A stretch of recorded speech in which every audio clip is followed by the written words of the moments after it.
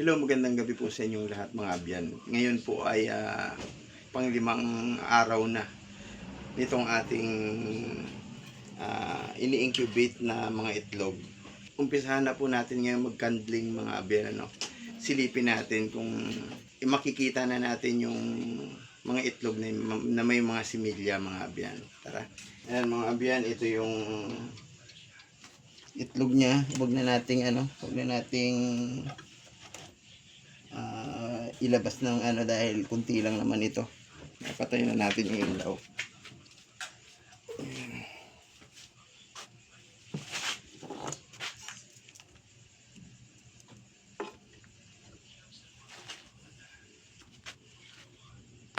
Yan mga abyan, hindi pa natin masyadong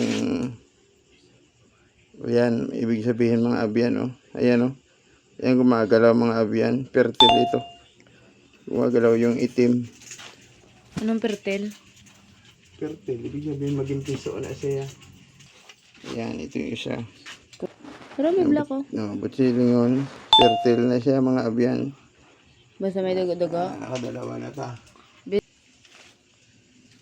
Mga abyan, kita natin, ayan, may mga ugat-ugat, fertile din yan mga abyan.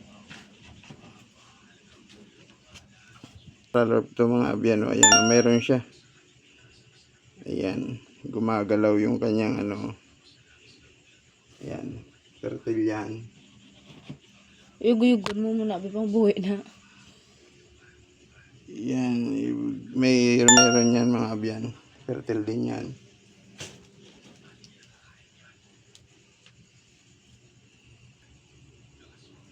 Ito malinaw mga abyan, wala siyang itim, wala rin siyang ugat. Ibig sabihin nito, hindi ito fertile mga abyan. Pero hintayin pa rin natin siya mga abyan na umabot ng 10 days at saka lang natin siya kunin.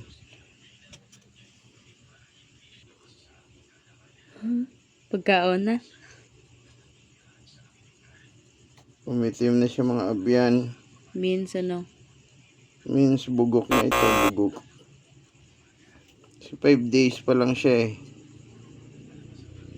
Yan, i-separate natin yan. Ayan mga abyan, may ugat-ugat fertile yan mga abyan. Ibig sabihin, may sisiw yan pag magiging mapipis, mag-hatch yan. Mga itlog ito ng Rhode Island Red at saka ng native chicken mga abyan. Black Australorpia. Ayan. Pagkaon. May ugat? Ayan, may ugat yan, fertile yan mga abyan. Sure. Ayan, meron yan.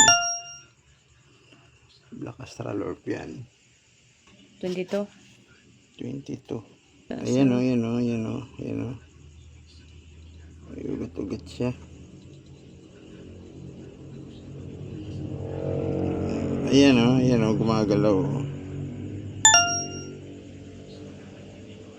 Ayan, meron yan. May ugat. Ayan, may ugat yan mga abyan. Mahats yan. Ayan mga abyan, ayan yung itim. Fertile yan.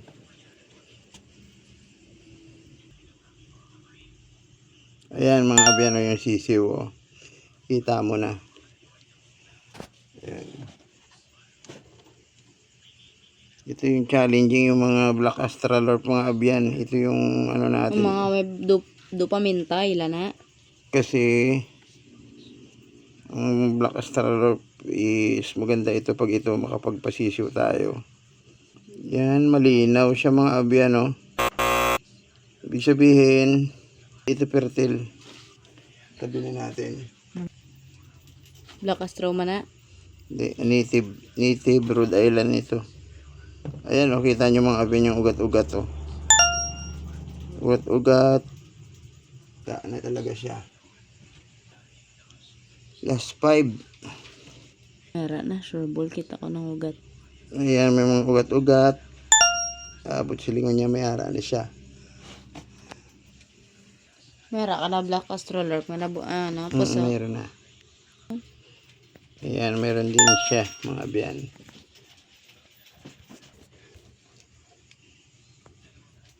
Ayan, mayroon din siya, mga biyan, oh.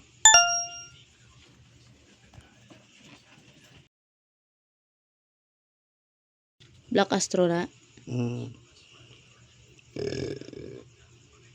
Meron. Ayan. Meron. Ayan, mayroon din ito, mga biyan. Mabuhi siya. Ugat lang galing. Ano na yun? Sige lang, hindi pa natin ma-determine yan. Sige. So, ayan mga biyan, natapos na natin. Bali, dun sa, bali 21 na lang ito mga biyan. Kasi kanina, may nakuha na tayo na parang butas siya. Medyo may amoy-amoy na kinuha na kaagad natin dahil ayaw natin na pumutok pa yun at madamay ito. So, 21, ito yung parang sureball natin na may similya. 2, 4, 6, 8, 10, 12, 14, 16, 18. So, ibig sabihin, meron tayo ditong tatlo na alanganin tayo. So, dahil 5 days pa lang naman, salang pa rin natin hanggang 10 days. At dun sa 10 days, dun na natin madidetermine ng sigurado tayo kung baog ba talaga o bugok o hindi bugok itong tatlong alanganin tayo. So, ibalik na natin mga abyan.